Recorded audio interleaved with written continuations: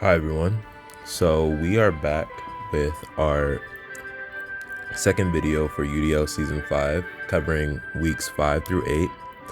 And first off, I wanted to dive into some team changes. So our team uh, ended up changing for week 5 onwards. Using the remaining 3 transactions I ended up actually removing the likes of Palmat. I know, the GOAT. The absolute GOAT, the carry. It sucked to get rid of it. I ended up removing Palmat, Driftblim, and I think Toadskrull for Sandy Shocks, Aquatoros, and Oranguru. So part of the reason why I ended up making these transactions was due to the fact that looking back at my matchups from week 1 to 4, I noticed that I very much struggled to create some type of special offense. Either I had to rely on special Dragonite, or I had to use Glamora, and Glamora itself is fine. However, it's not super fast, and that came to play in, for example, the Harris matchup, where I was unable to kill the Annihilate that set up bulk ups because I didn't have a special MON that was faster than it. And knowing that I probably would have to play an Annihilate sometime in the future, even coming up as well in our week 5 matchup, I wanted to make sure that I got a good special attacker that could kind of support Glamora in that way. So that's part of the reason why we ended up picking up Sandy Shocks. Sandy Shocks is just really valuable for the fact that it had dual hazards, so it ended up relieving some pressure off of Glamora and Fortress, sort of like what Toadskrull was, but it gave me a more viable ground type than Toadskrull, and also a fast special attacker, so that kind of replaced the Palmat slot. And then I ended up picking up Aquatoros, mainly due to the fact that with no more Toadskrull, I kind of wanted a ground check. And even though Tauros doesn't resist ground, I figured that Tauros is almost like Slowbro in a sense, where it can check a lot of the offensive ground types just because of Intimidate and its Water Stab. So that's part of the reason why I ended up picking up Aquatoros. I thought it would be a nice replacement fighting type as well for Palmat. And then the last mon that I ended up picking up, Oranguru, was just so that I had a normal type. I figured that Oranguru could maybe be clutch versus an Annihilate, just because I'm neutral to Fighting Stab and immune to Ghost moves. So Oranguru, the Annihilate check. You heard it here first. But yeah, that's part of the changes that we ended up making for week 5 onwards. So let's look into this week 5 matchup that we had. So for week 5, we ended up facing Star Master. I'm not sure of Star's record at this point, but I think that they were maybe around middle of the pack.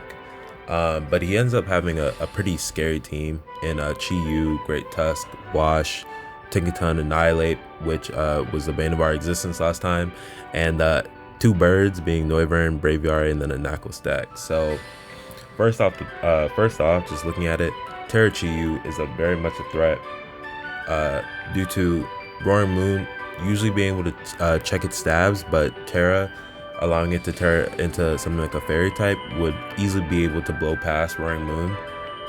And then of course just the Annihilate, like I said, I had very little answers to last time, and even though we added on Sandy Shocks and it's not a Terramon this time, it's still somewhat of a threat. It kind of requires me to have Mons bulky enough to take a hit, or some type of Dragonite that can break past it.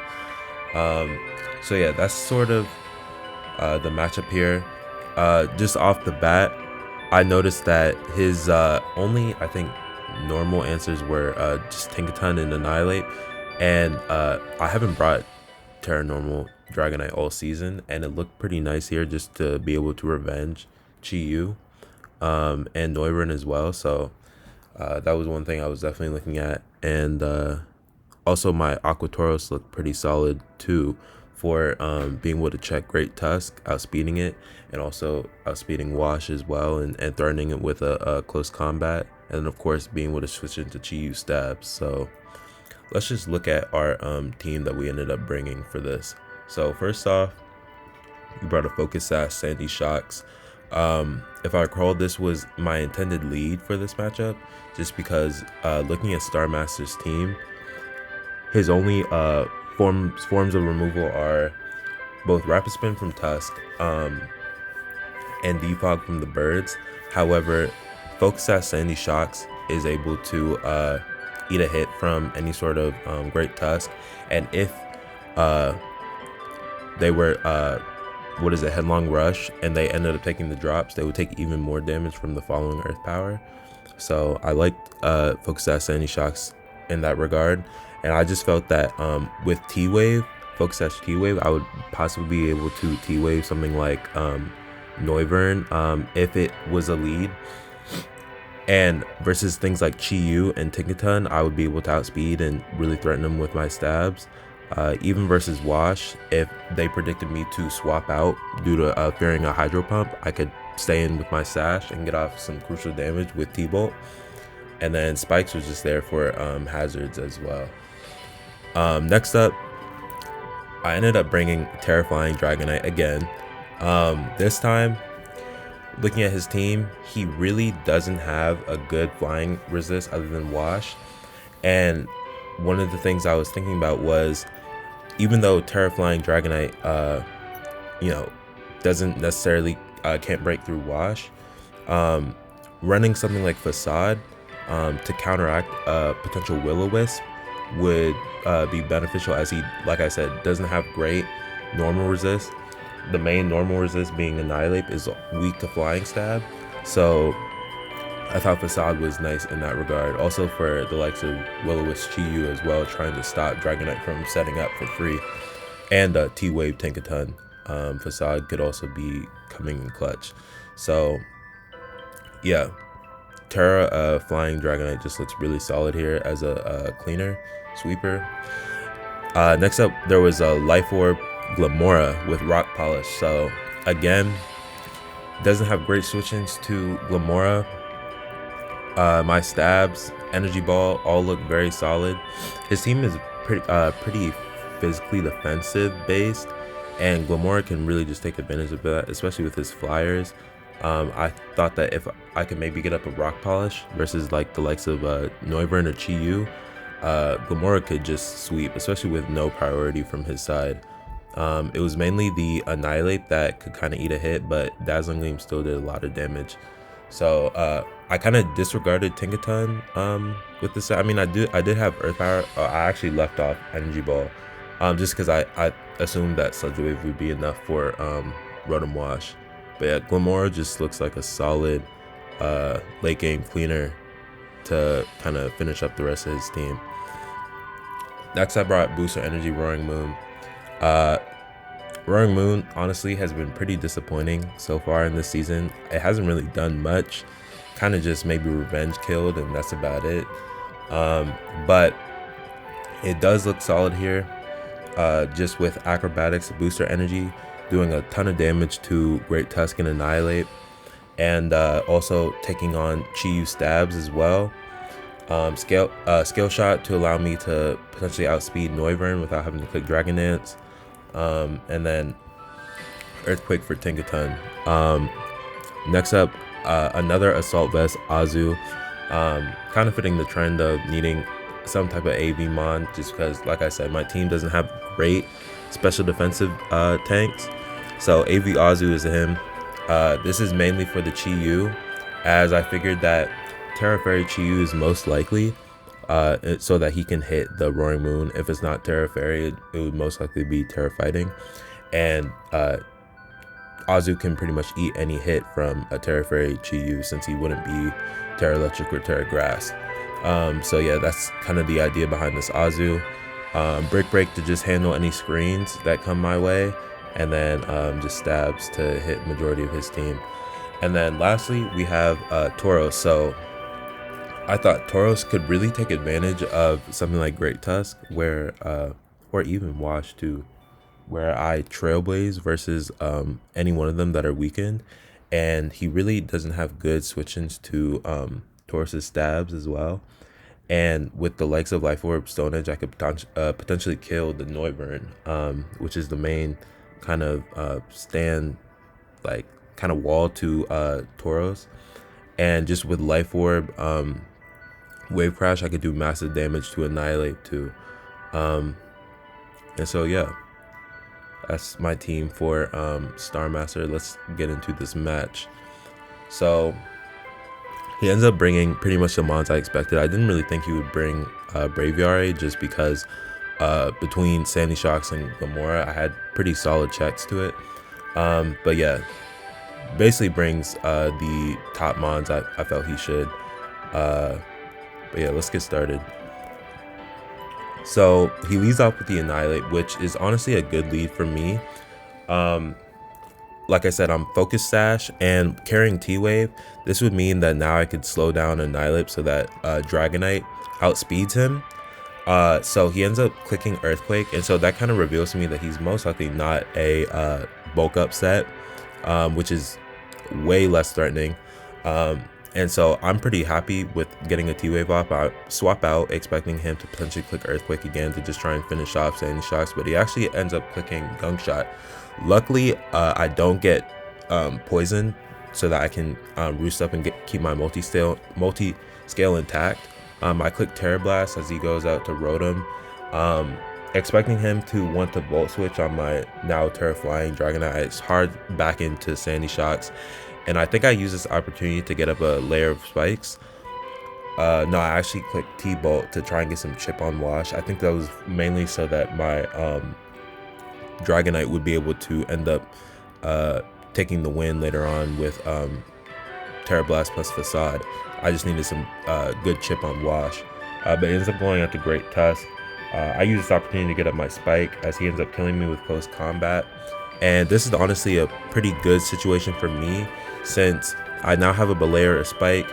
I have the Annihilate T-Wave, which is a huge threat. Now I can use this opportunity to bring out my Tauros. Like I said, Tauros has very little switch-ins on his team, and predicting him to want to swap, I end up clicking I clicked Trailblaze. I knew that his most likely switch-in would be Noivern, and I was thinking that with Trailblaze it would allow me to outspeed Noivern. I could then hit him with a Stone Edge and take him out if he's offensive.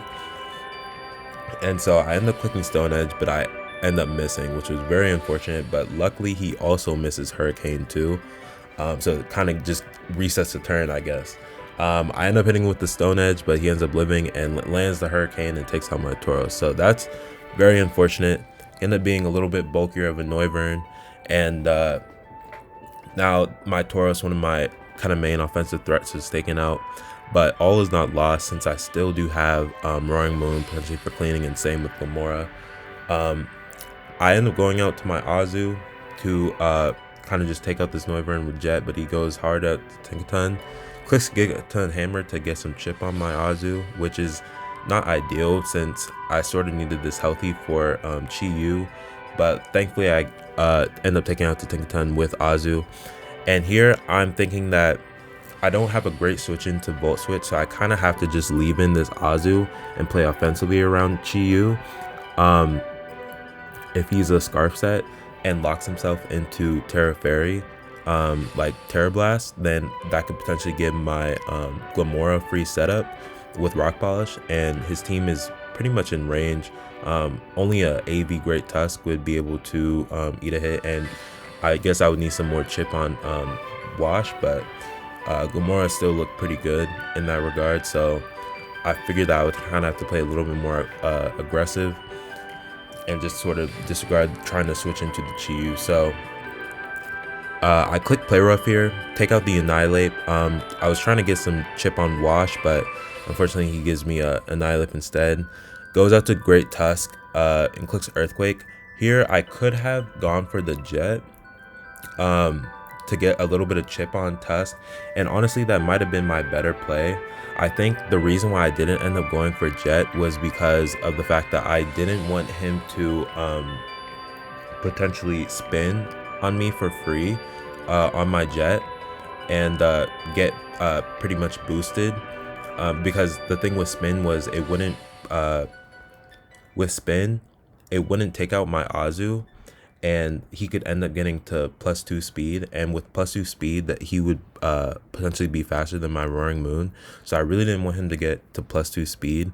So I figured that it was in my best interest to just click the player up there instead of going for the jet damage, and that actually ends up coming into play later on, which is pretty unfortunate. But here I go to my Dragonite Roost up, get my multi-scale back, and here he burns me with his Wasp. So this is kind of perfect.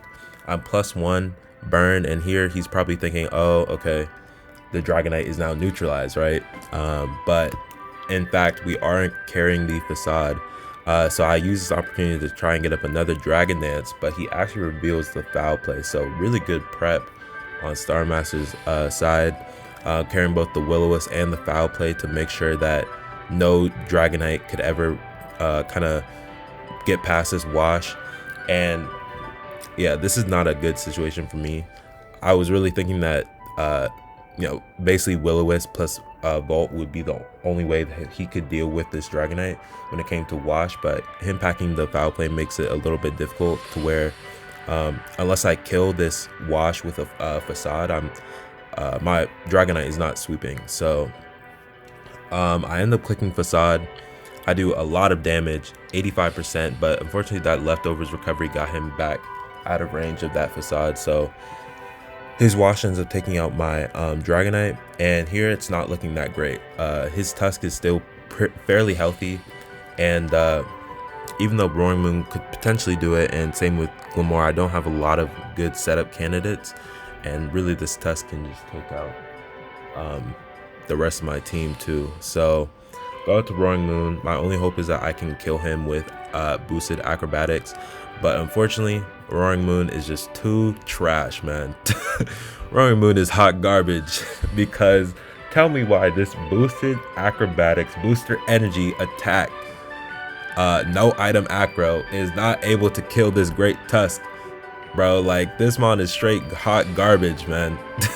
Every single time I rely on this Roaring Moon to try and do something, to try and pick up the slack, it ends up failing me. Oh my gosh, I was so sad to see this mon live on 4%. Mon is hot trash. Like, for sure, if I had clicked Jet with Azu, it would put him in range of that acro, but I already kind of explained why I didn't. And I really was expecting for Tusk to pick up this kill with acro. It wouldn't have been, I guess, a necessarily guaranteed win, as I'm pretty sure that I can't remember with my EVs if I'd still lived the Draco from Noivern with the rocks damage. I don't think I did. But at least if he did rely on Scarf Chiyu to try and revenge me, it could give me free Glimmora setup, and I could clean up the rest of his team. But yeah, just unfortunate that my Roaring Moon did not pick up the kill there. That's basically one of my most expensive mons, just failing me time and time again.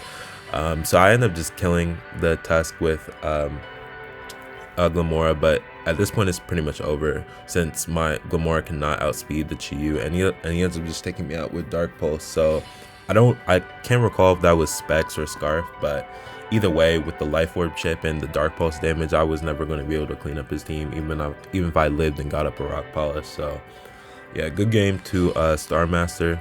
At this point, I'm 2-3. It sucks, just made changes, but unfortunately it wasn't enough to pick up the W here.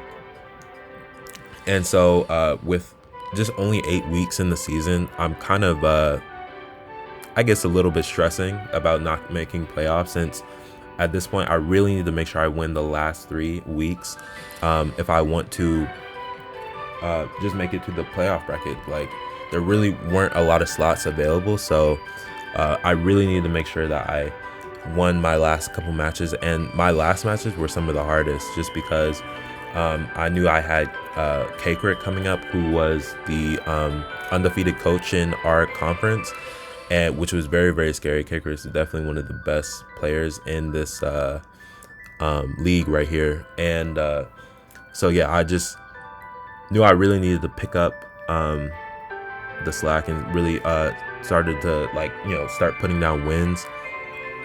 And so this week 5 game was pretty unfortunate, but it is what it is. We have to bounce back. So let's dive into our week 6.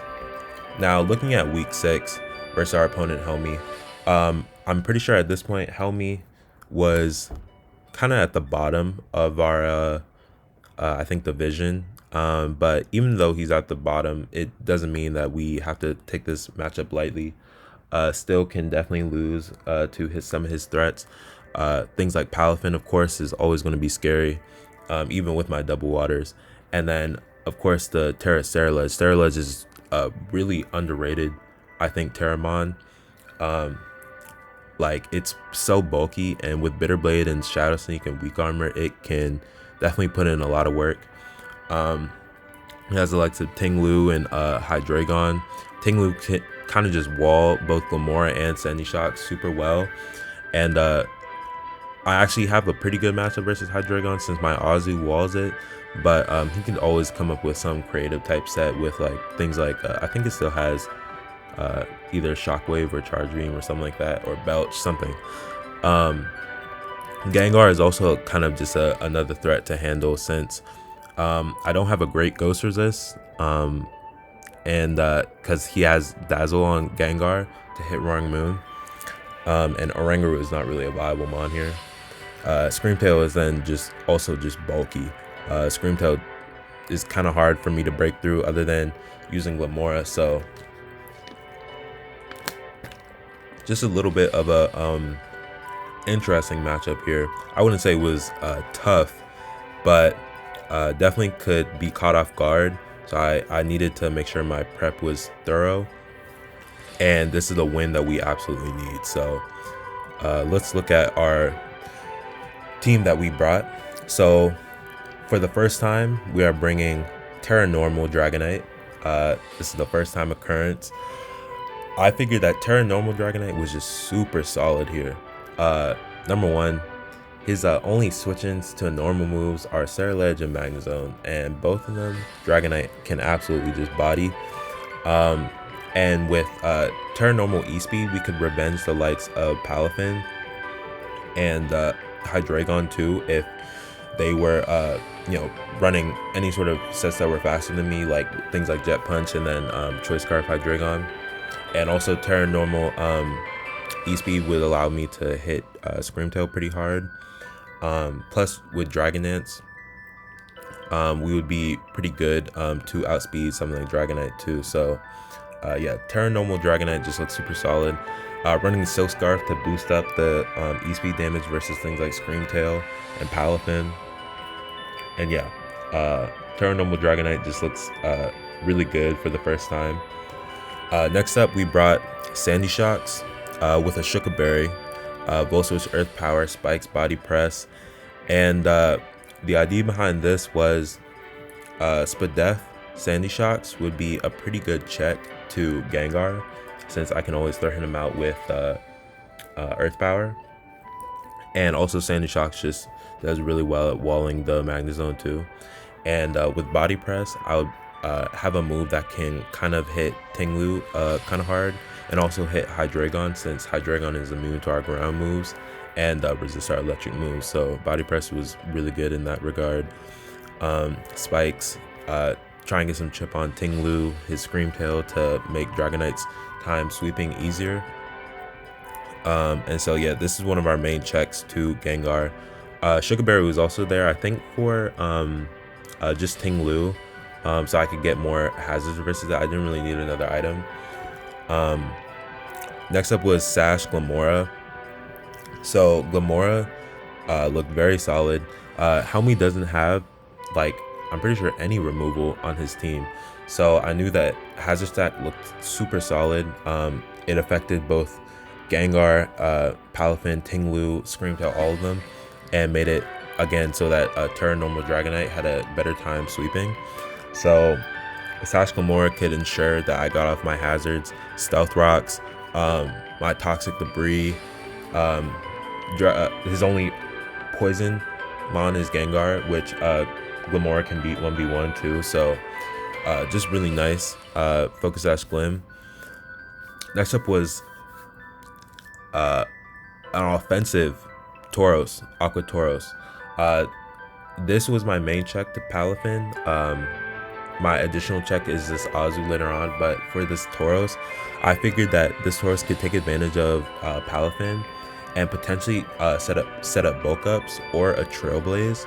Trailblaze versus it would allow me to then outspeed something like Choice Scarf Hydreigon, something like Gengar, and then from there, Tauros stabs just looked super solid with Wave Crash and close combat. Bulk up could be so that I can set up a bulk up versus Ting Lu, and be powered up to take out Screamtail too. Intimidate, also allowing me to handle the Ceruledge in any way. The Terran Ceruledge kind of be whatever, but I figured it would maybe be like a fairy set. That made the most sense just to handle Roaring Moon. But yeah, Tauros looked very solid here. Next up was our Azu. So this Azu was another check to Palafin, running the Rest Talk set with Encore Helmet. So Azu was mainly, like I said, here for Palafin. I could take any sort of hit from Palafin, even if he was special with Grass Knot, it would still take the Rocky Helmet chip since Grass Knot had contact. And Encore allowed me to lock him into a bulk up if he was a bulk up set. So Azu can pretty much take on any sort of hits that Palafin wants to go for, like locked in, Wave Crash, close combat, whatever. Palafin, Azu was also good for just Hydreigon too, since he really has to be some sort of niche set with Hydreigon to break through Azu, even though I'm not even Spadef. And then also Rocky Helmet Azu was pretty solid for Ceruledge as well, since I would be able to tank a Bitter Blade, stop him from getting recovery, and get off that Rocky Helmet chip, and again encore him into whatever setup he clicked. And then lastly, we brought Choice Banded Roaring Moon. Choice Banded Roaring Moon was just so I had a Revenger to Gengar, could get off solid hits with Crunch and U-turn chip versus Ting Lu.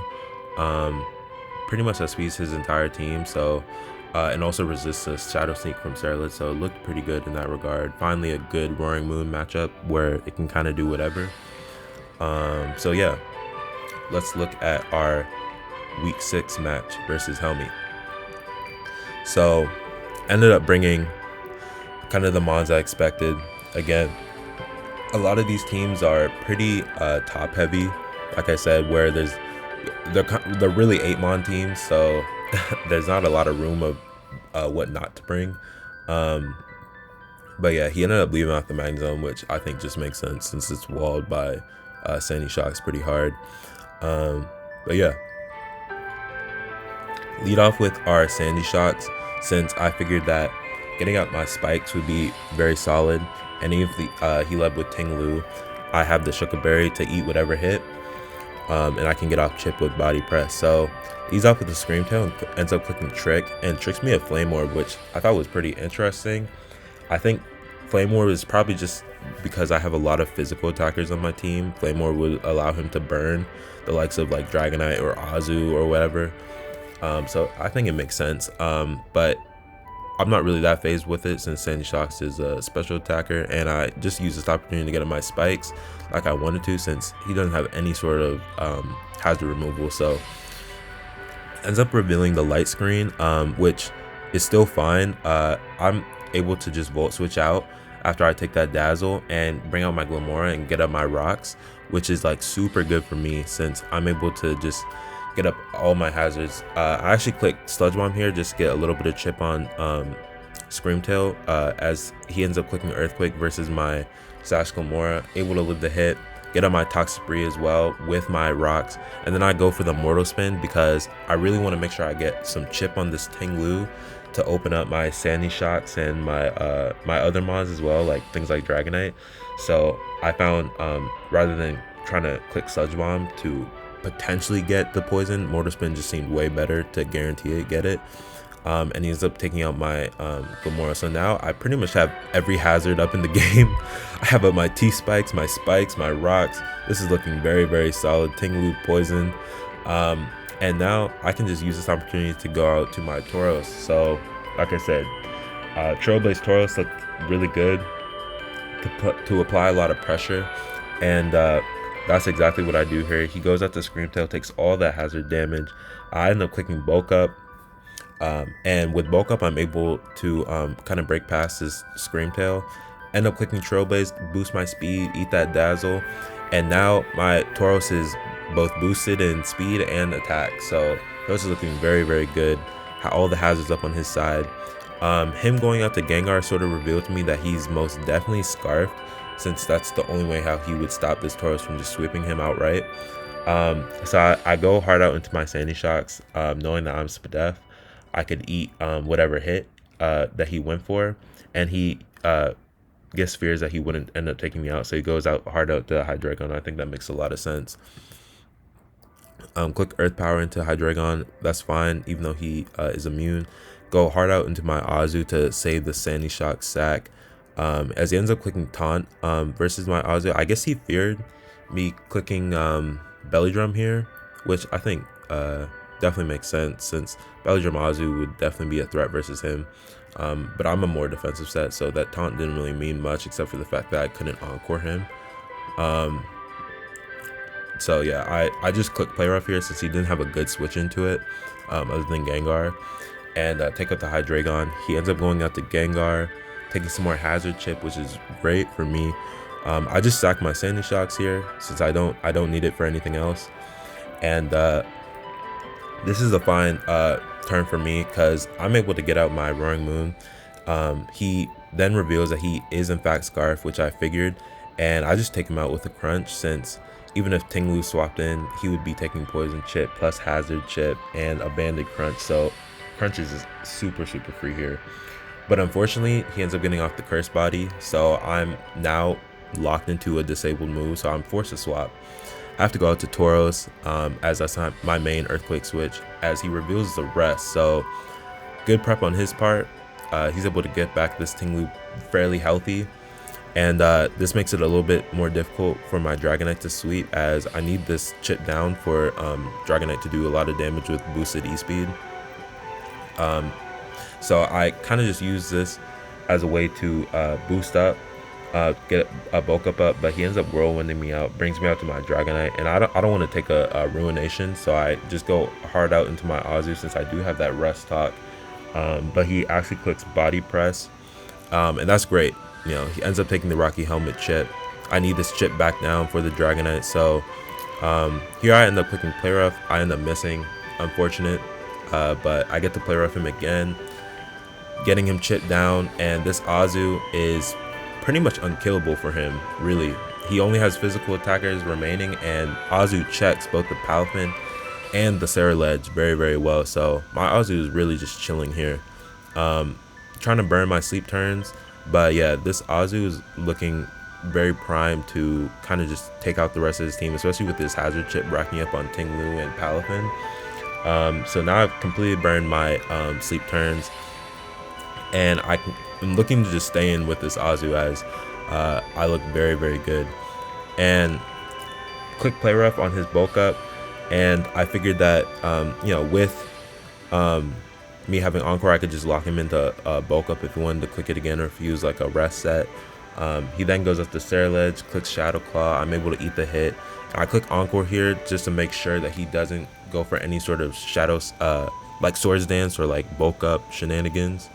And then I sort of just swap out to my Dragonite, since this is a free thing. Like, you know, I'm Terra Normal, can eat this Shadow Claw so that he's locked into, and just take him out with an Earthquake. So yeah, able to take this game, very good for me.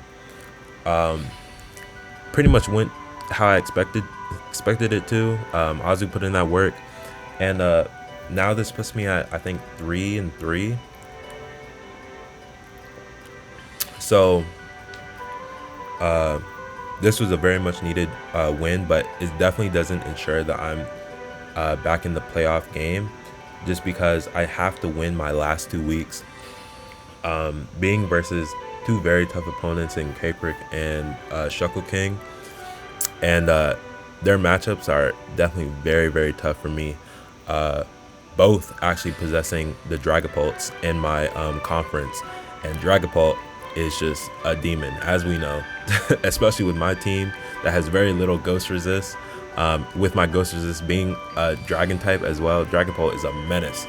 Um, so I wasn't looking too optimistic, but I figured if I do win these last two matches, I 100% deserve to make it into playoffs. You know, like, came back from hacks, came back from kind of a losing streak. I think a 3-game losing streak, and if I came back and won these last two matches, I deserved my spot for sure. So yeah, let's dive into week 7 versus K-Crick. So, like I said, K-Crick undefeated at this point. No one has defeated him, and I'm looking to break that streak. So, looking at K-Crick's team, he has a very, very scary team in Dragapult, Chi-Yu, Iron Tread, Slitherwing, Skeledirge, Dondozo, Go-Go, Muck, Knuckle Stack. Don't pay attention to these bottom mons. This is what we're looking at right here.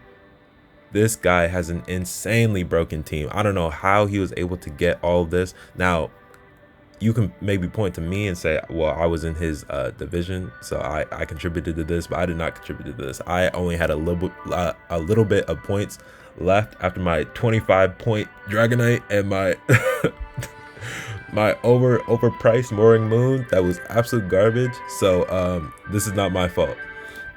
But yeah, somehow K-Crick always manages to get just really good teams at the beginning of gens, and this is no exception. Terra Skeledirge, a menace to break. Now, I think the Skeledirge set was a little bit telegraphed here. I figured that he would maybe be some type of Terra Water set, Terra Fairy, although Terra Fairy was kind of weak to Glamora, so I figured it would maybe be like a Terra Fairy, Terra Water, or like a Terra Steel set. Terra Steel to maybe help with Glamora a little bit, and potentially a Terra Flying Dragonite.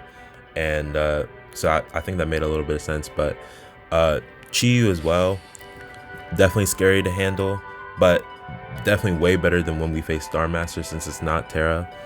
So my Roaring Moon and Azu can kind of take it on pretty well. But this Dragapult, I have no switch-ins to on my team. My best switch-in is really just Azu and maybe like some sort of Dragonite, but Dragapult is insanely difficult for me to answer. And same with Slitherwing too. My fighting resists are like Azu and Dragonite does not really want to take on Slitherwing when it can run Will-O-Wisp. And Azu as well takes 10 million from Wild Charge and plus can get burned. That's kind of a theme with this team, is that he has a lot of Will-O-Wisp users, and my team is, like I said, very much physical. So insanely hard to break through, and also hard to set up as well, due to his not only Terra Skeledirge with Unaware, but also his Dondozo. For, like I said, a team like mine, I cannot break through this Dondozo. Azu does no damage. Roaring Moon does no damage. Dragonite has to be some sort of like Terra Grass or Terra Electric set to break through Dondozo, but Terra Grass is just not good when he has a Slitherwing. And I also have to factor in trying to break through Skeledirge too. So yeah, just insanely hard for any sort of setup set to work versus K-Crick's team. So this matchup is not that good for me at all. Like at all. Treads takes on both my hazard setters fairly well. It's just not good at all. But when there's a will, there's a way. So we're gonna look at our team that we brought. First up, we brought the bulky Roaring Moon. This is mainly my check to the Chi-Yu. No Terra this time, so I can take on any of its stabs. And I figured that the main way that Chi-Yu can sort of take out Roaring Moon, or at least kind of answer it, is by running Will-O-Wisp. So I ended up packing the Facade on this Roaring Moon. I ran leftovers as well to neutralize any sort of burn chip that I took, but Facade would make it so I at least had some sort of attack that could kind of get off some decent chip, even if I ended up getting burned versus Chi-Yu. And then U-Turn was just to act as a facilitator. There was no sort of setup set that I could bring on Roaring Moon that could do work or like break past Dondozo plus Skeledirge. It was just not viable whatsoever, especially with first impression Slitherwing too. So yeah, I just figured that a bulky pivoting set was the best Roaring Moon I could do. Like Crunch, I'm pretty sure a Booster Energy Crunch does like probably around like 20 to 30% to Dondozo. It's not good at all. So yeah, definitely the best that I could bring. Next up, I brought Choice Banded Azu. First time I'm really bringing offensive Azu here, but this is sort of a similar thing with Roaring Moon, where I anticipated my Azu to get burned by the likes of something like Chi-Yu or Skeledirge, so I packed the Facade just in case I did end up getting burned, I still had a good neutral click versus his team. Choice Band, Playrough looked okay if he ended up tearing his Dirge, and Choice Banded Playrough was my best way to break through the Dondozo. I really contemplated bringing a mix Azu with like Grass Knot, but even then it was doing no damage. So yeah, this again was just the best set I could bring on this Azu. Next up, I brought a Rocky Helmet offensive Tauros. Tauros unfortunately just has no way of breaking through Dondozo without some sort of like gimmicky set, which I was basically kind of forced to bring with the Endeavor.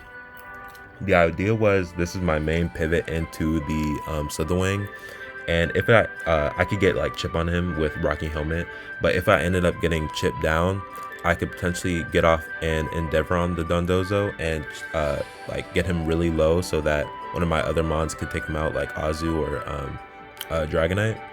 So, or just kill him with Endeavor plus close combat, since he may fear taking chip with his Dragapult. So yeah, that was sort of the idea behind Tauros. Mainly, also with Rocky Helmet, I could punish his treads for clicking spin versus me. So yeah, this is mainly just a defensive pivot into some of his physical attackers. Next up is the Terraflying Dragonite. So this time we're bringing a special Terraflying Dragonite. Dragonite has been the absolute carry, other than Palmot the GOAT, but Dragonite, absolute carry. And this time it really needed to do some heavy lifting, as pretty much none of my other mons were viable whatsoever in this match. Like straight up, there was no other mon on my team that really looked that viable other than Dragonite. So I really needed it to do a lot of heavy lifting, and I figured the best way it could is with a special set, since due to Dondozo just walling any physical set, I figured Terraflying Hurricane just looked like an insanely good click versus him. And with the agility, I could potentially outspeed the likes of Choice Scarf Chi-Yu and Dragapult too. And I thought that because of Terraflying resisting first impression, it could be potentially a good late game cleaner, as well as a breaker too with the Hurricanes.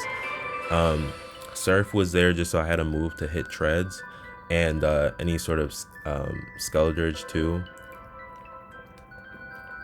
Surf also allowed me to hit Chi-Yu without having to risk clicking Cane versus it, so I like Surf as my last move.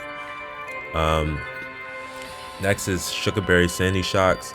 Sandy Shocks kind of looked good. So this is, I would say, my second best mon here. This is because it actually had a way of killing Dondozo. But Shukaberry is just there so I can eat a Earthquake from the Iron Treads. And Spikes are kind of my best way of really getting some chip on his team to open up things like Banded Azu or Dragonite. Here I actually made a kind of a mistake of not bringing any sort of move to break a potential air balloon on treads, which ends up being a factor later on. I really should have been packing like a power gem or something like that, but yeah, I ended up just running dual stab Spikes, Shukaberry. Yeah, basically my second best mon here. And then lastly was Glamora with a Rock Polish Life Orb set, similar to what we brought versus Star Master. I figured this could be a secondary good cleaner to Dragonite, as well as a breaker. I really was relying on kind of catching him off guard with Breaker, Azu, and Glamora, so that my Dragonite could kind of clean. And he doesn't have great switch-ins to Glamora, really only having Iron Treads. So Glamora, I thought, could kind of put in some work, maybe clean the game with Rock Polish too. So yeah, basically just expecting him to bring these top 6, as they're just incredibly good and synergistic. And we definitely have an uphill battle ahead of us. So let's take a look at it. And so looking at what K-Crick bought, he actually decides to bring the Go-Go instead of the Slitherwing. Now, Go-Go is not good. It's not good. However, I can understand the Go-Go coming simply due to the fact that I do have 2 water types, 2 physically offensive water types, and Go-Go does have good, solid defense. Plus, it's also to take on Sandy Shocks as well, so I can understand Go-Go coming. But oh wait, no, he did bring the Slitherwing. He ended up leaving off the Chi-Yu. I think that makes a lot of sense. Chi-Yu is walled by Azu and Roaring Moon, so I think that just makes a lot of sense to leave off Chi-Yu. But yeah, definitely was not expecting the Go-Go to come whatsoever. But I think it makes sense from his part. But yeah, let's look at this match.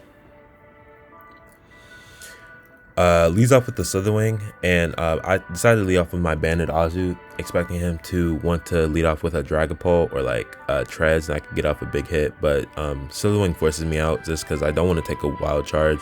And anticipating the click Wild Charge over like a U-turn, I go hard out into my Roaring Moon. My Roaring Moon is pretty expendable with no Chi-Yu, so I figured this would be my best play into going into Roaring Moon instead of potentially sacrificing damage on my Tauros or Azu, as he ends up clicking Will-O-Wisp, and I'm like, okay, well, that's fine.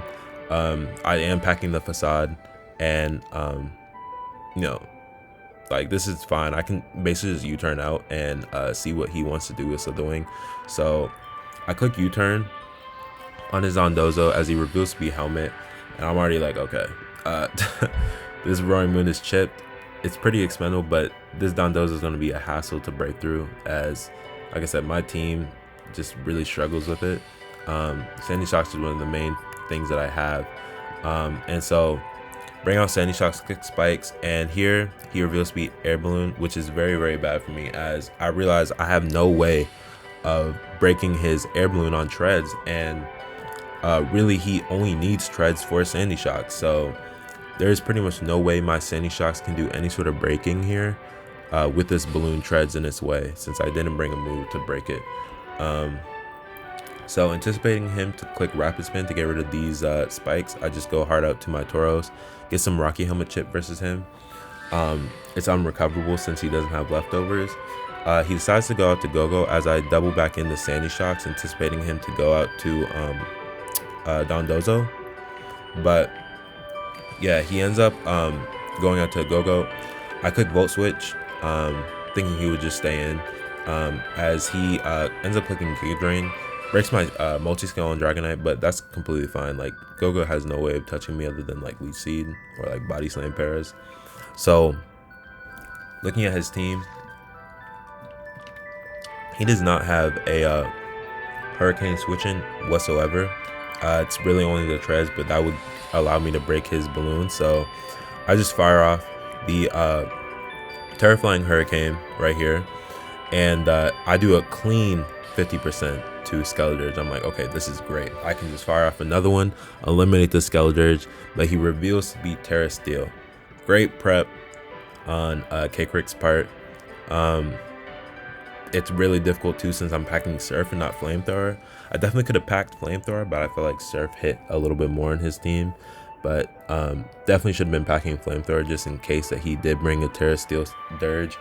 And I figured my only hope here, due to Dragonite being my only real Mon in this matchup, my only hope is that I get a little bit lucky with Hurricane and can kind of like confusion him, let him hit himself and then take him out with another one, or I stall down his slack offs, since if I can, I have more canes than his slack offs, so if I can take out his slack offs, Dragonite will eventually be able to claim versus his team and really break down some of his fatter mons to open up one of my cleaners in like Glamora or something like that.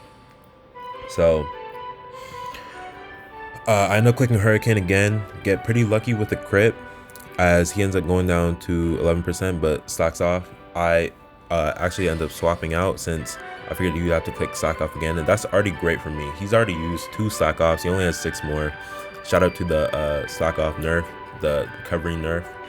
And figuring that he would want to swap out since he doesn't know what my Azu is and really needs to keep this Dirge around to stop Dragonite, I end up doubling back out into Dragonite, anticipating him to swap as he goes out into Dondozo. So now this is great. I get another chance to fire off a Hurricane and really wear down this Dirge and eliminate his slack offs. That's my only path to victory, is taking out his slack offs on Dirge before I run out of canes, and eventually take out Dirge and break down the rest of his team with Dragonite. So get another crit with Hurricane, very fortunate, as well as the fact that I landed too.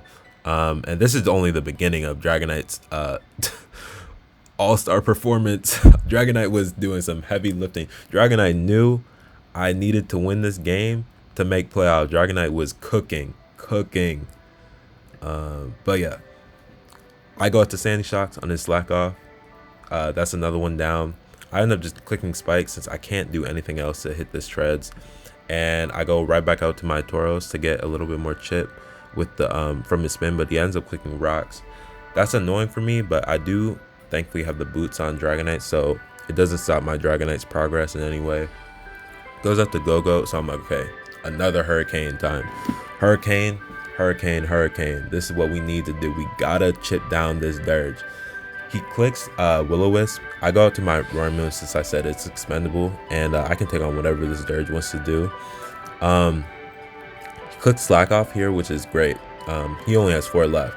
I click U-Turn, anticipating him to swap, but he ends up clicking Willows again, burns my Sandy Shocks. I'm like, okay, well, I'm gonna just go right back onto my Roaring Moon, take whatever he wants to do, and I can just kind of beat him down to make him waste more slack offs. So he ends up clicking Torch Song. I'm like, all right, okay. I'm like, okay, let me just keep spamming my attacks, chip him down some more so my Dragonite's opened up. Even if he boosts all the way, I still have Earth Power. I'm pretty sure on Glamora, I think I was packing Earth Power. Yeah, I was packing Earth Power, so I'm like, okay, I still have a little bit of more room. You know, even if he gets boosted all the way up, I still have mons that can revenge kill the Skeletors, so and Roaring Moon isn't needed for anything else. So you turn out, I think he's gonna slack off again. I'm like, okay, I can just click Earth Power here, get off some damage off of Dirge if he wants to stay in. Goes hard out in the treads as he should, and you know, of course I'm forced to swap out, so I go right back on the Tauros. Clicks Knockoff, gets rid of my Rocky Helmet, which is very good for him. Now he can pretty much spin for free versus my Tauros without worrying about taking the chip. And I knew he had to swap, right? Like, he has very much 1-for-1 checks to all of my mons, so even though it's bad for me, it's very telegraphed on what he's going to swap out into. And I really need to, like I said, take advantage of my Dragonite's breaking potential and put pressure on this Dirge. So I go right back onto my Dragonite, expecting him to go Dondozo or Go-Go. Quick Surf to try and preserve some of my Hurricanes, see how much damage I do. I do nothing, but it's fine. I go to my Sandy Shocks, wanting to put some pressure on him. He ends up swapping out his Dirge as he should, goes out to Treads. I'm okay, this is my opportunity to get off some chip with Azu, my banded Azu. So I click Play Rough, anticipating him to go Dondozo, and this Dondozo is just too fat, man. Takes 39%, doesn't get to a kill with the spike up. So I'm forced to swap, as I knew he was going to click Rest to get back his health. And I'm like, alright, this is my another opportunity to click Hurricane. We land, of course. I'm like, alright, good. Dragonite's doing his job. He's forced to click Slack Off right here so he doesn't get 2-hit killed again. And so now he has 2 left. He has 2 left. Bring right back out my Azu, anticipating him to actually want to stay in. Since he was asleep with Dondozo, I figured that he would want to stay in with his Dirge right here and try and get off a burn. So I actually end up clicking Liquidation over Play Rough, which was, I think, a pretty solid play from my end. Since I get huge damage off in this Skeledirge. And again, now he's forced to click Slack Off not once but twice to get all the way back up to full. He burns my Azu, but I think it was a very fair trade on my end.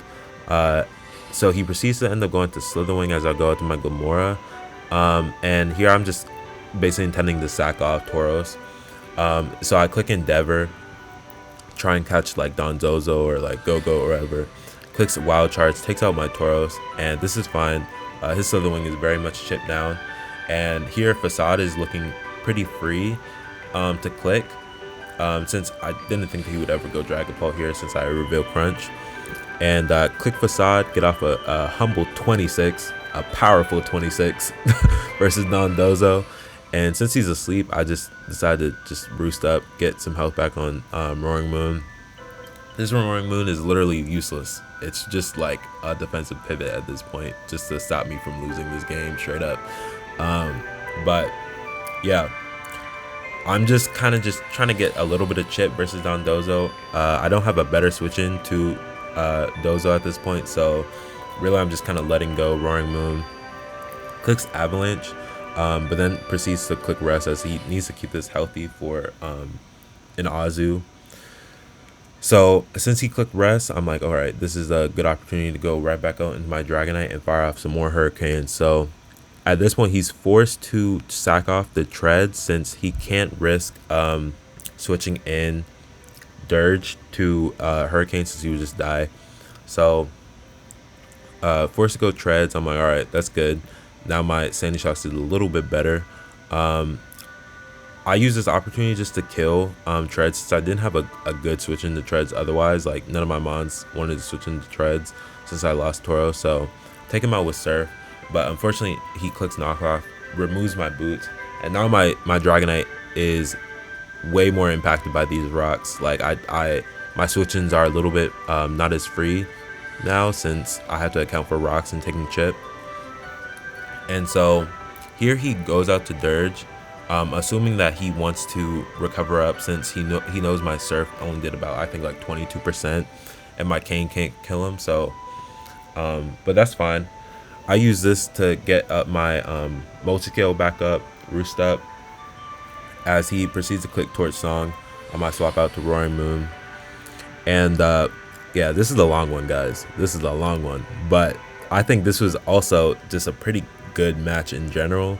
This is just like an aside. I think this was a pretty good match, showing how if a MON does everything right, it can really put in the work. And that's what this Dragonite was doing right here, as well as just hard work and determination. Really, the whole team was enabling Dragonite at this point, and I was proud of his performance right here.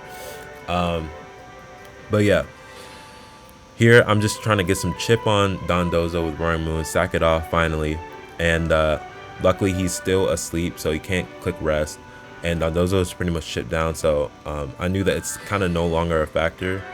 And so I use this opportunity to go out to my Sandy Shots, Volt Switch out on his anticipated Go-Go, and bring right back out my Dragonite.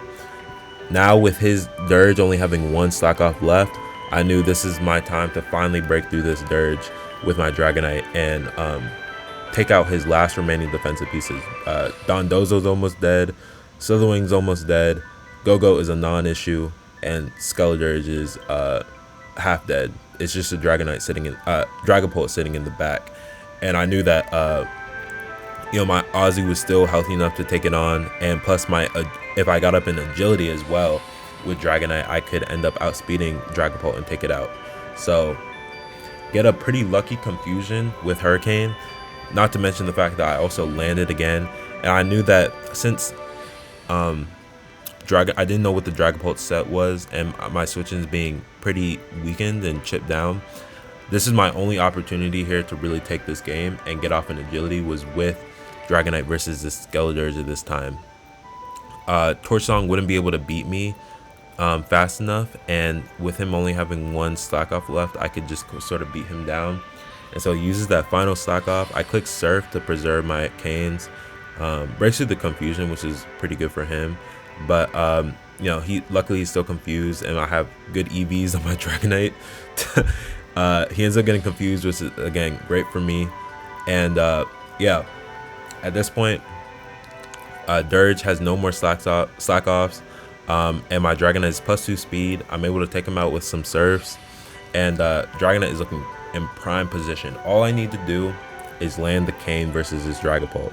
Dragonite has came through, landed all these canes versus the Skeledirge, even gotten confusions, gotten crits. I need one more cane versus his Dragapult, and the game is mine. Even if I miss versus any other Mon, Glimmora can take this game. Just need to land one more cane. And so I decided to go for Roost first, since I was like, let me see what this set is. If I can avoid a miss, meaning the end of the game, I would definitely try and go for it. So I click Roost as it reveals to be Choice Specs, and I'm like, okay, well dang, you know, I am not taking this at all. And he also gets to drop too. But thankfully, I land the cane, take out the Dragapult, and D-Knight proves its worth. D-Knight putting the team on its shoulders, carrying me.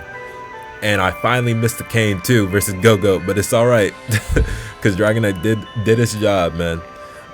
So yeah, the game is pretty much done at this point. I finally was able to break past the Skeledirge, took out the big threated Pult, and yeah, Dragonite is him. Take out the rest of his team with Hurricane, and yeah, able to take this match versus the undefeated team. Very, very solid performance from Dragonite. Much needed win. At this point, I'm looking very, very nice for playoffs. It's not guaranteed, even though I'm 4-3. I'm pretty sure the standings were really close at this point, and I still needed to win my last match for it to not, I guess my chances of making playoffs to be up to other people. So I really needed to win this last match that I had. But yeah, just all-star performance from this Mon. Yeah, not much else I can say. Dragonite is him. Needs to be banned straight up. But yeah, moving into our final week 8, right? We're 4-3, but it's not over. We're fighting another Dragapult, which again, I have no switch-ins to, and it's the return of the Terraspathra. Terraspathra is a straight demon. Hard for me to handle. As discussed earlier in the previous video, Spathra can cook me with Terra Water or Terra Psychic. It's just really, really deadly.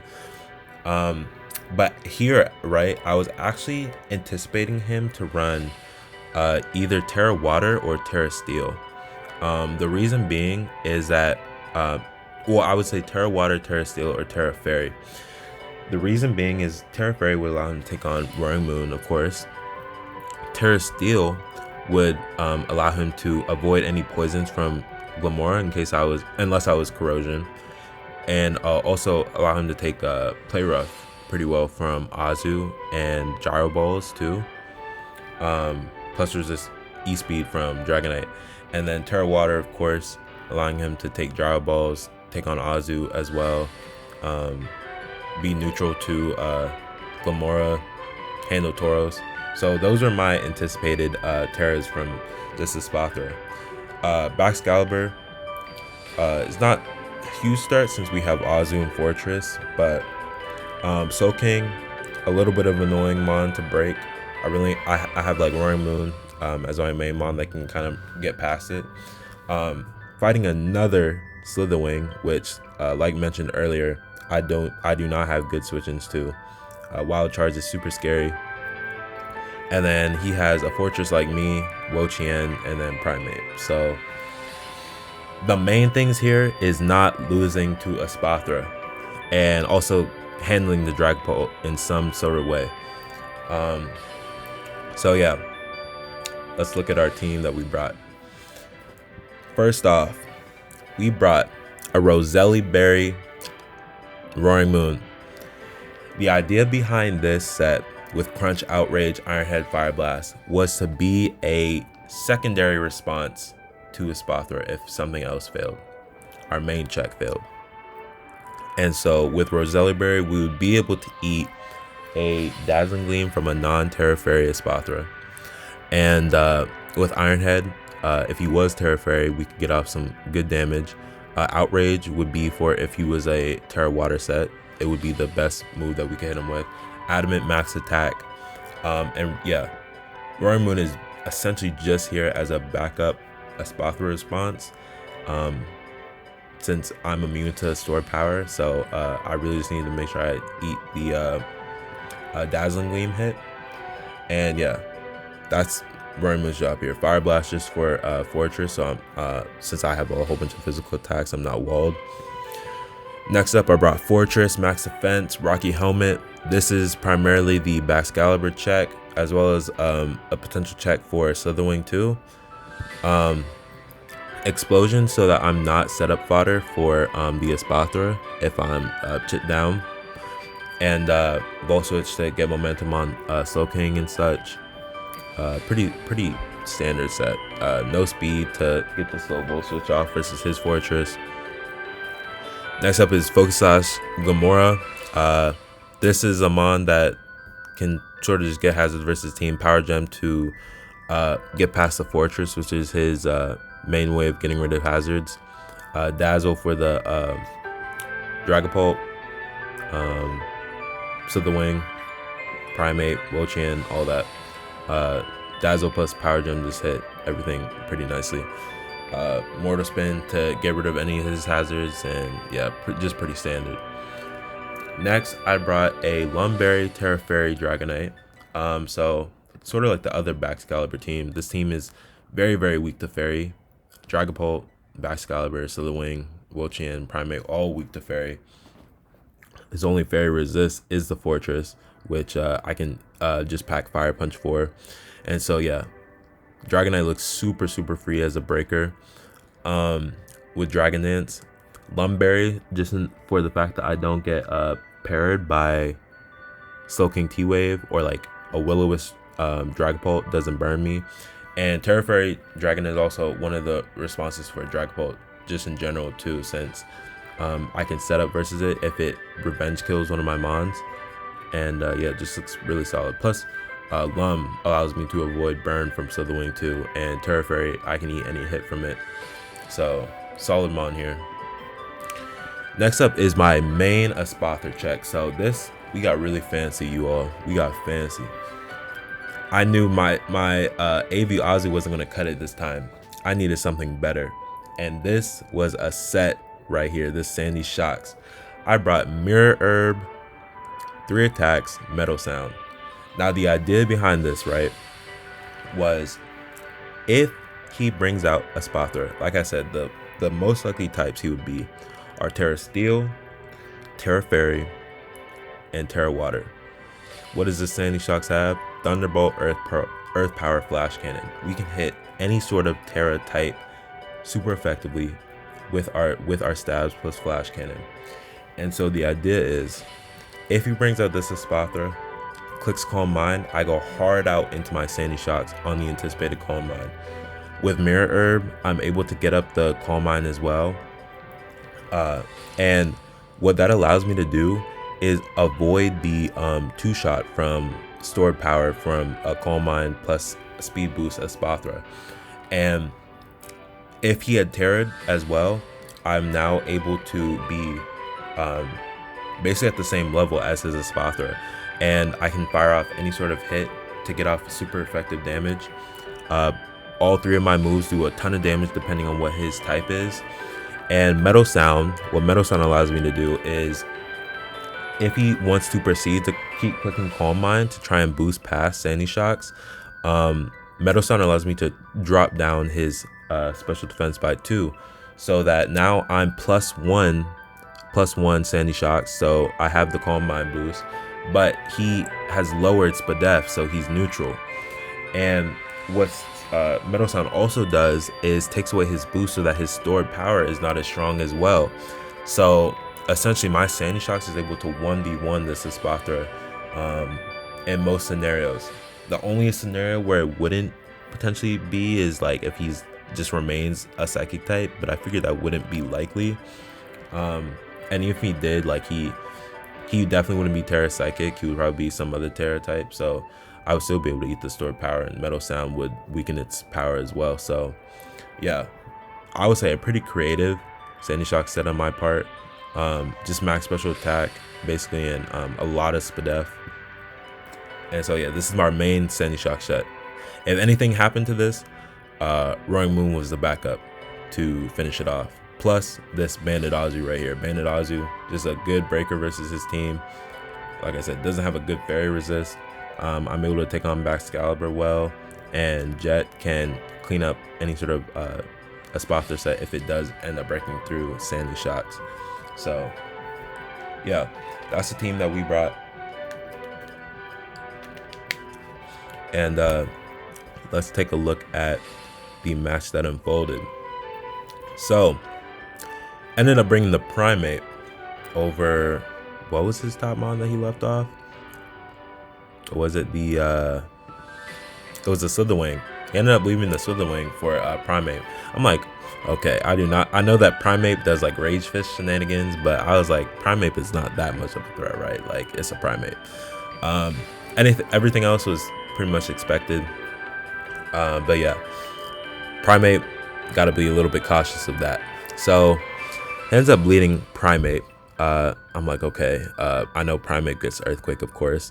I don't really want to just sack my Glamora to an Earthquake, so I just go hard out to my Fortress.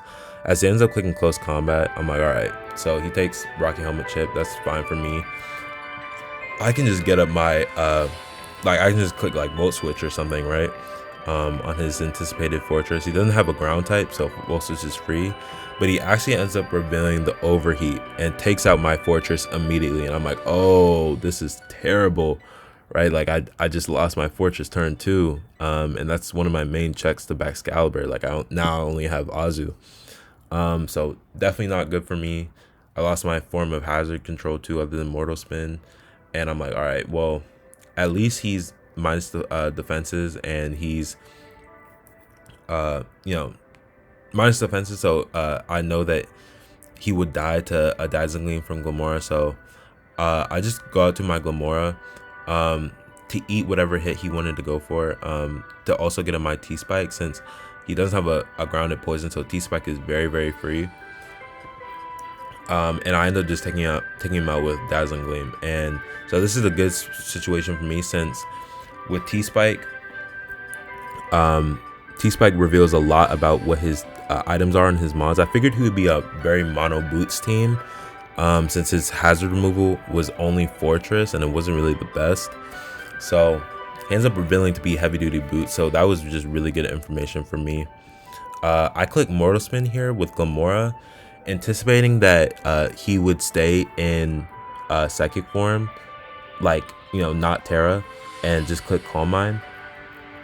And so this was really good for me because I'm able to get off a poison on the Espathra, which very much neutralizes it as a threat,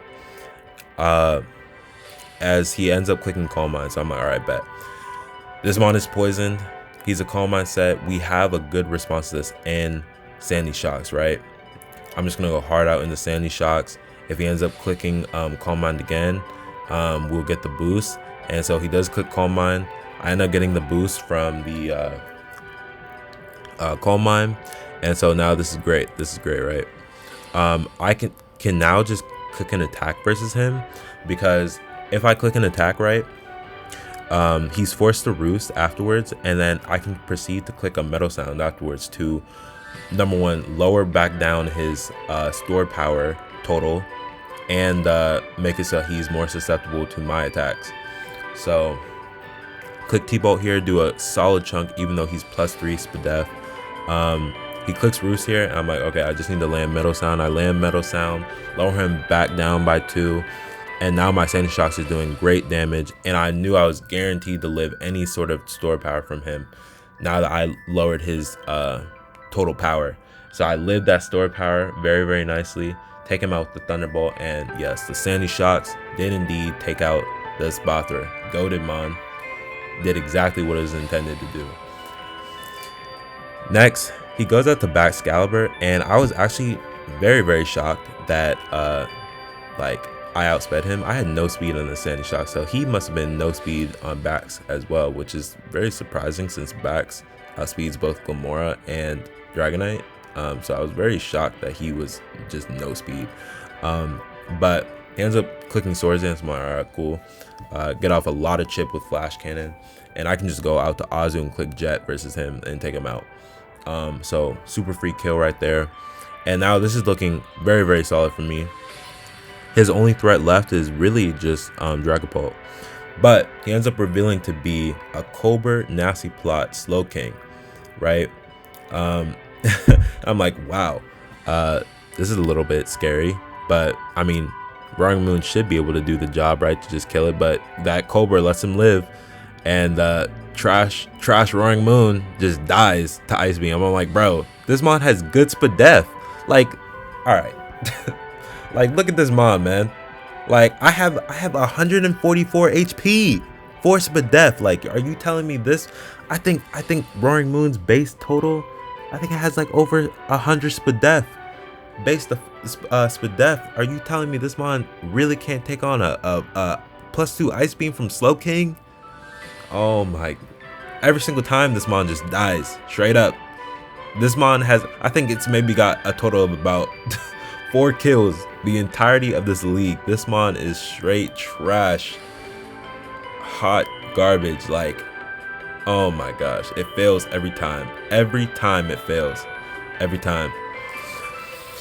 But all is not lost. We still got the GOAT in the back, Dragonite. So I just go out to my Glamora. Power Jump is very, very free. As I'm going out to Dragapult, takes chip. I guess he really wanted to preserve Slowking. But I'm like, okay, that's fine. I'm just gonna click. I'm just gonna go right out to my Azu, since my Azu was very, very healthy and could eat whatever hit from Dragapult. Ends up being a super fast Slowking. Slowking has like base 30 speed. Like, he was definitely running a ton of speed on the Slowking to outspeed my Azu. But yeah, get some good chip with Sack Shock. I'm like, okay, this is a little bit scary, but we should still be good since Dragonite still has its multi-scale. The main thing I was worried about right here is just making sure I didn't lose to like some type of body press Iron Defense Fortress, as it would possibly be able to eat my Fire Punch, and if he was healthy enough, live the Power Gem from Glamora. So that was the main thing I was worried about. But he ends up taking out my Azu with the Dragapult, and then proceeds to click U-turn. I just go hard for the Fire Punch because I'm like, you know, I can kill Dragapult and also hit Fortress hard, and goes hard out to the Fortress, and I end up getting the burn, but it didn't really matter. I just two-shot the Fortress, and yeah, Dragapult does no damage to my Dragonite, and I take him out with Terra Blast Fairy, and we have successfully accomplished the mission of making it into playoffs. We ended up 5-3. Even after our 3-game win streak, my bad, 3-game lose streak, we ended up getting the 3-game win streak and made it in the playoffs. So very nice comeback on my part. I did the damn thing, you know. Dragonite really coming in clutch in these final weeks to break through the impossible team, the bulky unguardable team that was K-Crick's draft. Beat the undefeated team as well, and also, you know, clutch up in this last match right here. And yeah, going in the playoffs, looking very solid. I don't remember what exact place we finished in, but of course, all that lies ahead is just very, very tough opponents. You gotta be super good to just make playoffs in UDL in general, and there were not a lot of spots available. So I'm pretty sure I narrowly squeaked in the playoffs, even at 5-3. So yeah, a tough endeavor, but we ended up making it and accomplishing it. So very, very proud of our regular season performance, even though we had a few hiccups. But yes, thank you everyone for joining me through our regular season journey. And next up lies ahead playoffs. So I'll see you all in the next one as we dive into our playoff games. Thank you everyone for watching. Peace.